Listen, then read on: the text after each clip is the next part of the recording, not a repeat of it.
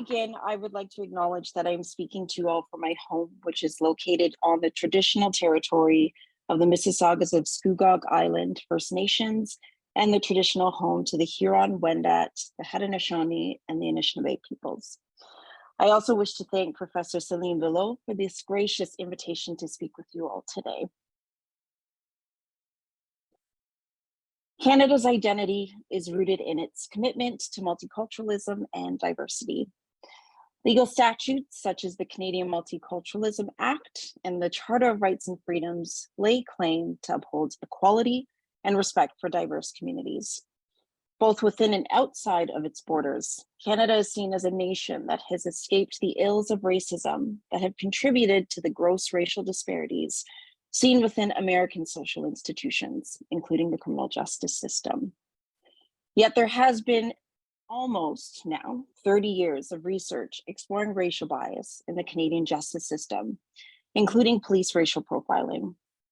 Research findings were often ignored or rejected by the police and government officials, at times citing Canadian exceptionalism as the reason.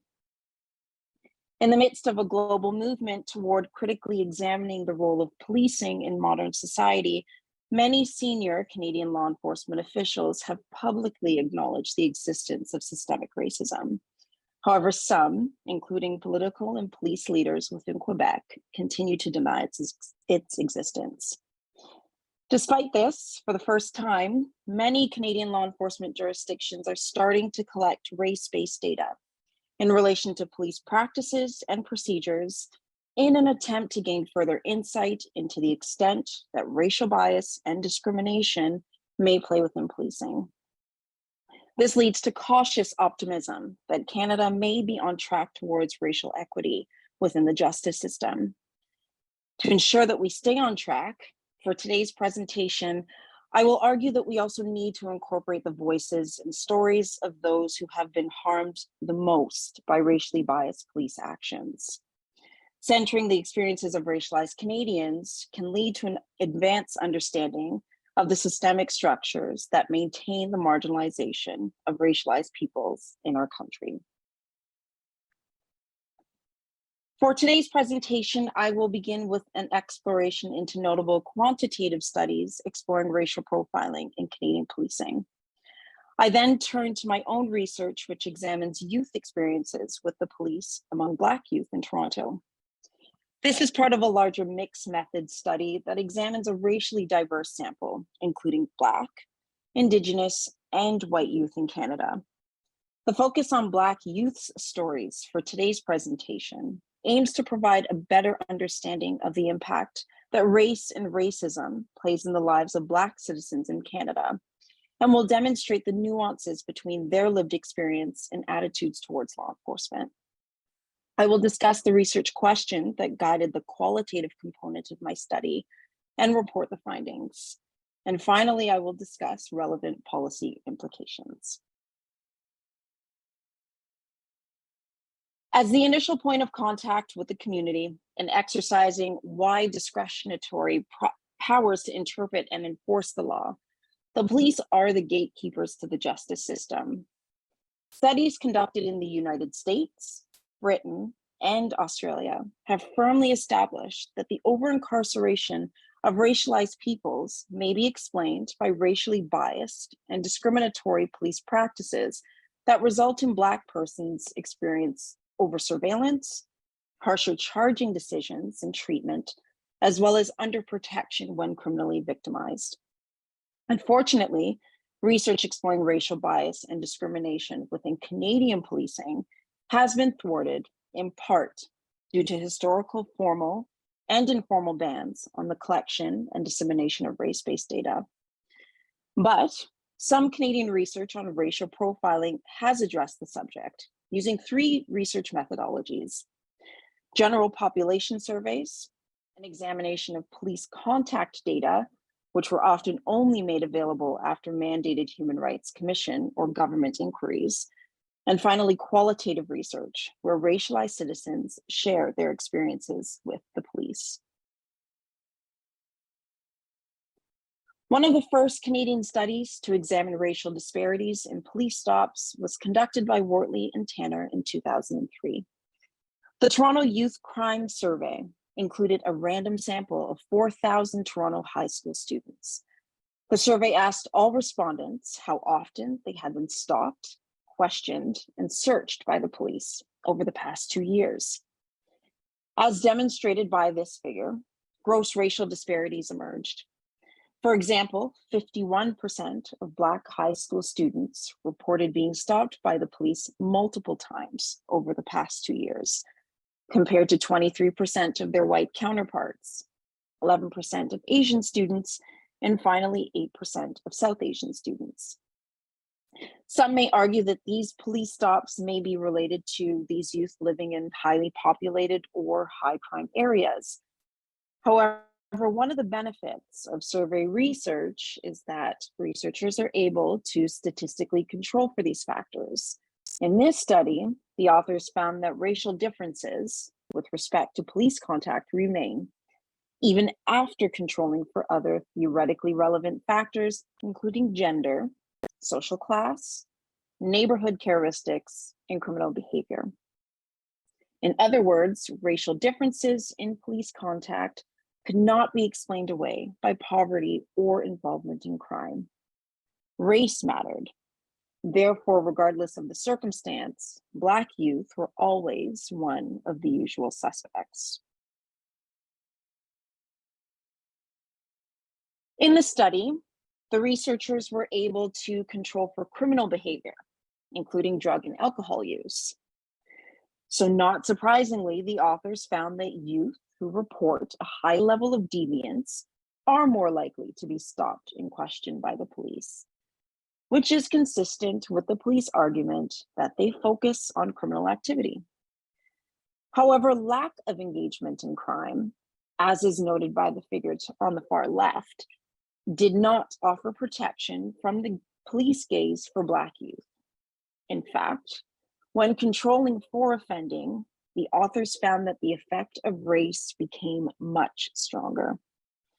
So in other words, while the likelihood of police contact was in fact highest for Black youth who engaged in criminality, so too was contact for the least delinquent Black youth. Therefore, Black youth who are considered low risk and report no delinquency are just as likely to be stopped by the police than similarly positioned white youth. This supports the notion that higher rates of contact with police among Black youth cannot be explained away by other relevant legal or non-legal factors. Similar results have been explained and reported by Canadian researchers Fitzgerald and Carrington in 2015, and replicated by Wortley and Nwusa Bempah in 2011 and 22. These authors conclude that good behavior does not protect Black youth from police attention in the same way that it protects white youth, which is clear evidence of police racial profiling. Race is a master status that in and of itself attracts police attention. Two types of studies that involve police data also provide evidence of racial profiling. These are studies that examine street check data or carding data, as well as studies that look at racial disparities regarding police stops. This chart highlights Toronto Police Service's street check data from 2008 to 2013. Street checks are non-criminal interactions between a civilian and the police. So even though these incidents do not involve illegal activity, the police record personal information for intelligence purposes. The police argue street checks are a valuable tool that aids in gathering information related to crime and public safety issues, and can ultimately help them solve crime. So during this period of review, the Toronto Police Service conducted and recorded approximately 2 million street checks, or on average, 400,000 street checks per year. What the data demonstrates here is that those who are more likely to have their information recorded for investigative purposes are young Black men and boys. To illustrate, the Black street check rate was almost 8 times higher than their white counterparts and almost 2 times higher than their other racialized counterpart, including South Asian, Hispanic, and Middle Eastern men and boys combined. I must note that use of the word brown to denote these groups is not my own terminology, but reflects the language that is used by the TPS in their street check tracking data. Similarly, a review of Halifax's police street check data, which was released as a result of a human rights settlement involving allegations of racial profiling, also reveals gross racial disparities. The overrepresentation is particularly high for Black men and boys. The average annual street check rate for men and boys is almost 7 times greater than their white counterparts, and almost 22 times greater than the rate for white women and girls. Another form of police analysis involves a review of traffic stops. Once again, as part of a provincial human rights agreement, the Ottawa police were mandated to explore racial disparities in their traffic stops. Once again, the data demonstrates that racialized men and boys are more likely to be stopped by the police. To illustrate, the Ottawa data demonstrates that Middle Eastern and Black men and boys are more likely to be stopped by the police. Middle Eastern men and boys are 6 times more likely to be stopped than their white counterparts, while Black men and boys are 5 times more likely to be stopped by the police. Overall, the quantitative research on police racial profiling has demonstrated that Black people are much more likely to be subjected to involuntary police contact than people from other racial groups. These differences are large and exist across various Canadian jurisdictions and different time periods. And of course, with each study comes the standard police response. They often include a call for more police training in order for their officers to understand racial bias and discrimination. Another strategy is often a call for community policing to integrate more police officers into the community. Another is to have community consultations by asking racialized peoples about their experiences and perceptions of the police. And finally, another is to request more diversity hires. And this aim is to increase racialized peoples within law enforcement agencies. But these apparent solutions have been used and suggested for decades. To illustrate, more than 20 years ago, the police initiated shooting death of Lester Donaldson drew outrage from the Black community. The incident took place 12 years after a groundbreaking task force report identifying racial bias and discrimination within policing as a systemic issue, largely impacting members of the Black and other racialized communities. The report, written in 1977, was titled "Now It's Not Too Late" and called for drastic changes to policing. Yet it appears we continue to be having the same conversations in various Canadian police jurisdictions. Now, the most recent call is to ban or regulate street checks. This has been posed as a new solution to address racial discrimination and bias in policing, with the hope that this will lessen the surveillance of Black peoples. But have these efforts worked? Have street check regulations, as has been done in Ontario, or a complete ban, which has been done in Halifax, eliminated racial profiling? This chart examines street checks with the Toronto Police Service. This chart demonstrates that street checks were highest between 2008 to 2012. At its peak in 2012, the Toronto Police Service conducted over 400,000 street checks. However, in 2013, new internal regulations with respect to street check practices were implemented. A notable reform meant that street checks were no longer part of officer evaluation strategies. Therefore, police officers no longer had to report the number of street checks that they had conducted in order to demonstrate their productivity. So as a result, in a one-year period, street checks dramatically dropped by more than half. Furthermore, in 2018, the Ontario government introduced new street check regulations that in essence eliminated its use. As you can see here, in 2019, the Toronto Police Service only conducted one street check in the entire year. So as a result, Toronto Police street check numbers in essence disappeared. So with this promising data, one would think racial profiling was no longer a problem in Toronto. However, recent research demonstrates that this is not true. Eliminating street checks does not eliminate police stops. Eliminating street checks does not eliminate police questioning of civilians. Eliminating street checks does not eliminate police searches. What eliminating street checks does is only eliminate the collection of civilian information for intelligence purposes.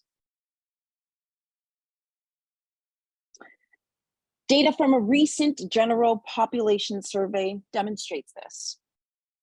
A series of surveys from 1994 to 2007, as well as 2019, of Toronto's population show a consistent increase rather than a decrease with respect to the number of Black people who report being stopped and searched by the police in the past 2 years. Furthermore, racial differences in police-reported contact has also increased over time. So once again, these authors find that these racial disparities remain strongly after statistically controlling for neighborhood crime and disorder, gender, age, social class, and self-reported criminal activity. Thus, despite apparent additional reforms within the police service, including a regulation of street checks, Black citizens continue to report discriminatory treatment. Overall, quantitative data from both population surveys and police data demonstrate that Black people experience much higher levels of police contact than civilians from other racial backgrounds. This impacts Black peoples from all levels of social class, gender, and age. Thus, these data are highly consistent with racial profiling concerns. As such, if racism, racial bias, plays a central role in the way that the Canadian police function, those who are racialized will experience the police differently from those who are white. Therefore, police institutional claims to fairness and equality are faulty. What is the impact to those who experience racial bias and discrimination at the hands of police? These quantitative numbers cannot explain this. It is only through an understanding of the experiences of racialized peoples that the majority can begin to understand the detrimental impact of race and racism in Canadian policing. And this is where I turn to my research, exploring the experiences and perceptions of the police among Black youth. So my goal is I aim to highlight the stories of Black youth as a means to counter the equality narrative that is promoted by most, if not all, Canadian police organizations. The police maintain that they engage with all members of the community in a fair and respectful manner. To illustrate, as presented on their website, the Toronto Police Service highlights that they respect and uphold the rights and freedoms of all citizens. They state that their officers are free from bias or stereotypes and are held to a higher standard by being accountable for inappropriate behavior. Furthermore, they state that they will treat all people with empathy, respect, equity, and dignity, and will, and I quote, as you see here at the bottom, go the extra mile to ensure that others feel safe. Racial minority youth voices and their stories are often erased behind the narratives that are constructed by powerful police institutions. And I use former Toronto Police Chief Mark Saunders' recent speech to Toronto citizens to demonstrate this. In July 2020, in the midst of our global pandemic and growing calls to reform law enforcement institutions, Chief Mark Saunders resigned. In his message to the public, he states, and I quote, "We, the police, never stop. We always listen and serve with compassion. Accountability and transparency are the fabric of public trust, and public trust is the fabric that creates community safety. As this organization moves forward, I want to reassure you that we recognize that above all else, the Toronto Police Service will continue to do everything that it can to ensure that the public trust is at the forefront of every word and every deed." End quote. Furthermore, he calls Toronto Police the best law enforcement agency in the world and loosely associates this to the diverse nature of the city. Thus, despite global calls for significant police reform, Saunders, a senior police official, continues to push artificial tropes that fail to address the cynicism and frustrations of racialized communities, as well as the sluggish pace of meaningful reform. Such canned statements continue to ignore the voices of those who are affected the most. To illustrate, I highlight the following story told by a young Black girl to counter that police narrative. When asked to describe her most memorable encounter with the police, she states, "My friends and I were having a small campfire at a school field after hours. Somebody called to report a fire or the smoke, so the police showed up. We all got kind of scared, so my friends started running. The first thing the cop did was pull his gun and point it towards us.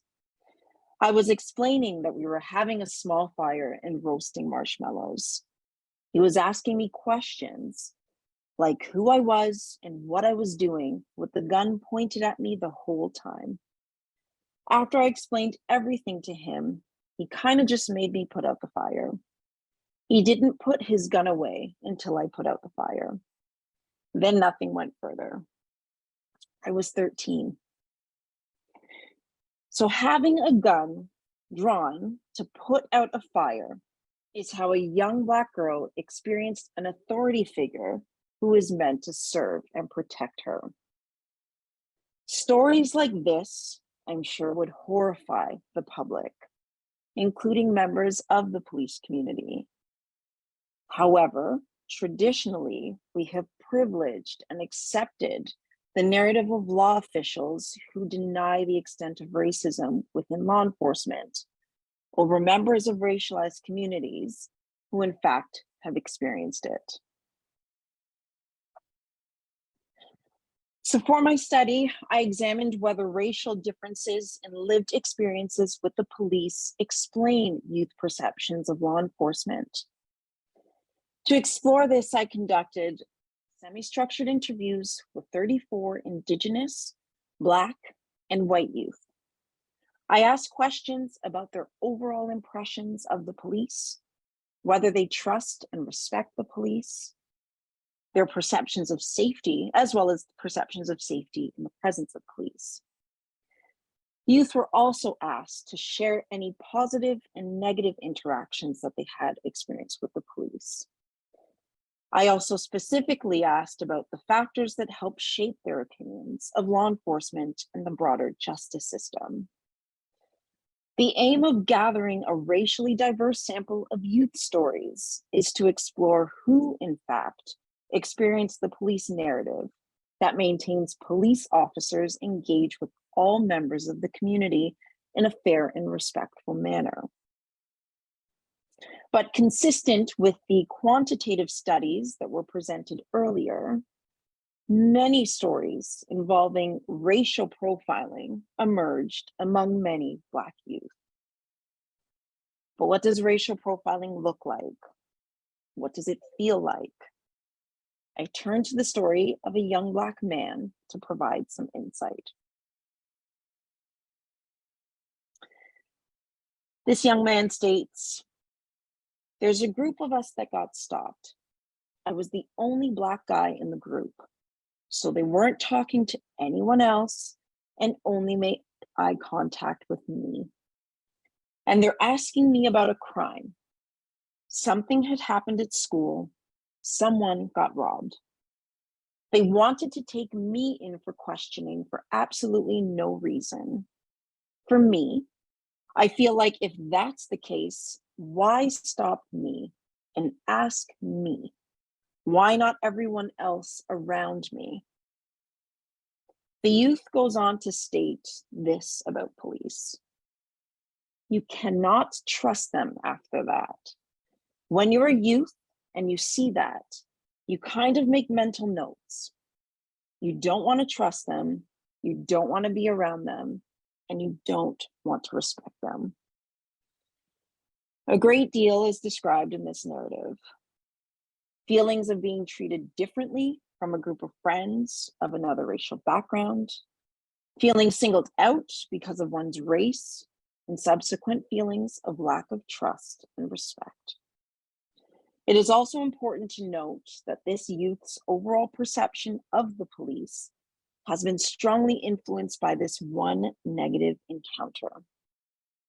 Thus, encounters with the police that are perceived to be influenced by racial bias are not easily forgotten or dismissed. Further analysis uncovered three major themes. Compared to their white counterparts, Black youth express that they do not feel that they are treated equally or respectfully. They believe that the police contribute to the criminalization of racialized youth.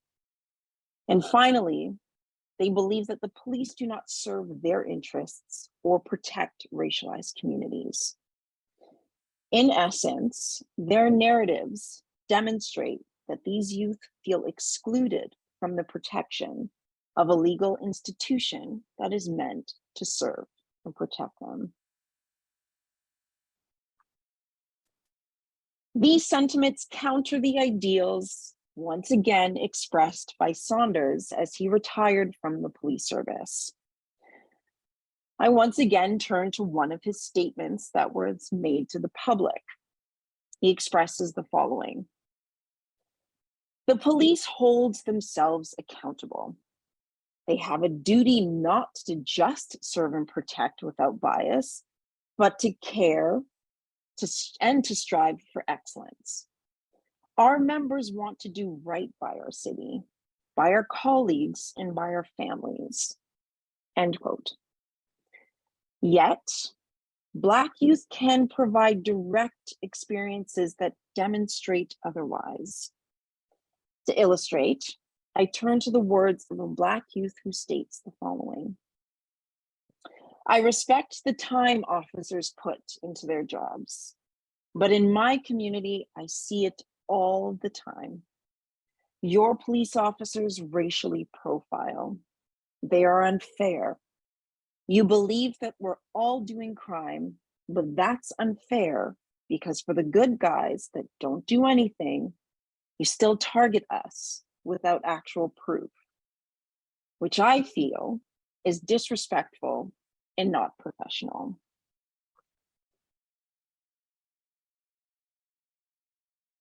Another Black youth retells this story. I came out of my building and I was walking. I saw a cop was staring at me and I was like, whatever. The cop pulled up beside me and asked what I was doing. He said he wanted to do a search and I said I didn't consent. I was 14. He asked things like, what is your name? Trying to get information. I stated that this was racial profiling and he just left. I knew my rights. I think he said something about something happened in the area and I fit the description. I was mad, but you have to pick yourself up and dust yourself off and go about your day. Out of 10 Black kids, 8 will experience a racial situation with the police. I feel like it's just something you have to come to terms with. This statement is quite powerful. Is this what it means to be a young Black boy in Canada?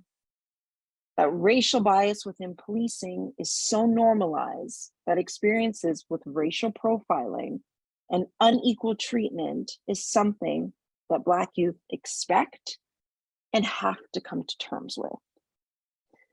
These selected narratives put the troubling statistics that we had reviewed earlier into the context of lived experience. The narratives of some Black youth suggest that they believe police aim to criminalize them more than to offer safety and protection. To illustrate, one young Black woman states the following: I think there are certain communities the police protect and certain communities they enforce. The communities they protect are upper middle class neighborhoods that are mostly white. And then in areas where they have darker skin, they're just stopping people on the street and collecting information on them so that they're an easier target to enforce in the future. This youth makes a powerful observation, as the police do have a significant role in defining and constructing who is a criminal.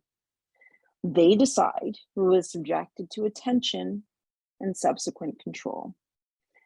Therefore, a focus on Black communities maintains discriminatory perceptions and negative stereotyping.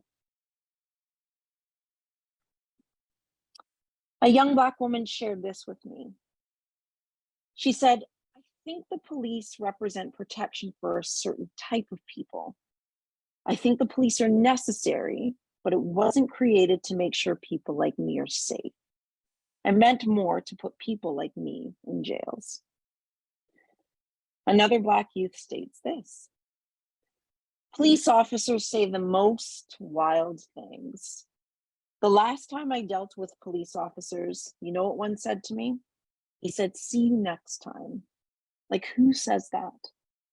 It was one of the only times that I actually snapped at an officer. I was like, yeah, you're disgusting.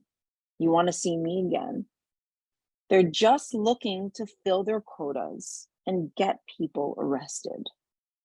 They'll make you believe you're a criminal before you're even a criminal.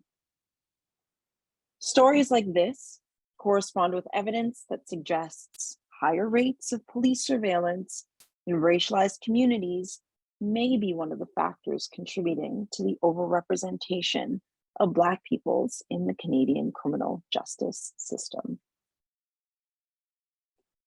As expressed by many Black youth in my study, they do understand the role police play in public safety, but based on lived experiences, they believe that they are not privy to this protection. Instead, they are viewed as criminals, and the police aid in the criminalization of peoples within their community. So while Black communities are over-policed in many respects, from these communities have long raised concerns over police inaction or insensitivity when it comes to their victimization. To illustrate, Black youth also express concern that while law enforcement officials, as illustrated by Saunders' quote here will claim that they listen and serve with compassion. Black youth are able to draw on experiences that demonstrate otherwise. One young Black woman told me that when she was younger, she often would have to call the police as she did not feel safe, but she, and I quote, would just watch the police treat me and my family like criminals when we were the victims. Thus, Black youth perceive that racial stereotyping leads to the underprotection of people in their communities. This places them at a vulnerable position. With a lack of trust in an institution that is meant to serve and protect them, they will not seek help when in need. And I argue that this can increase Black youth's risk for experiencing victimization.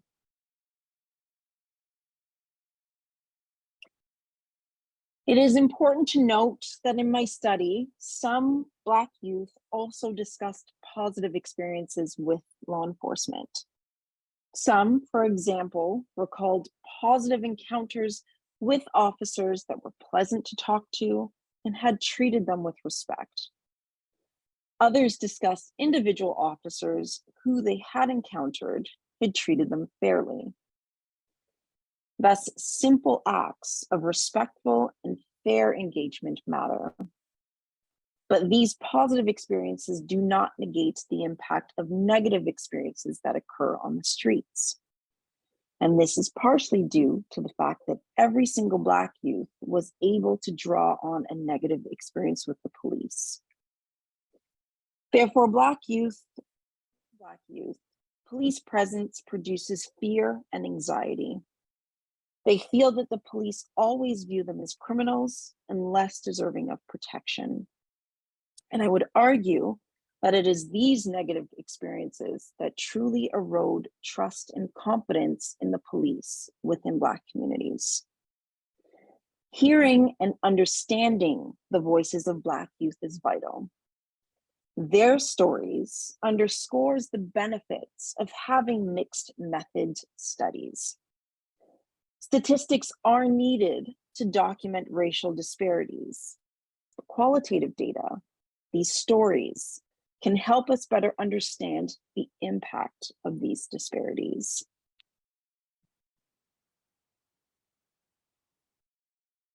I want to highlight the societal consequences and harms associated with racially biased police practices.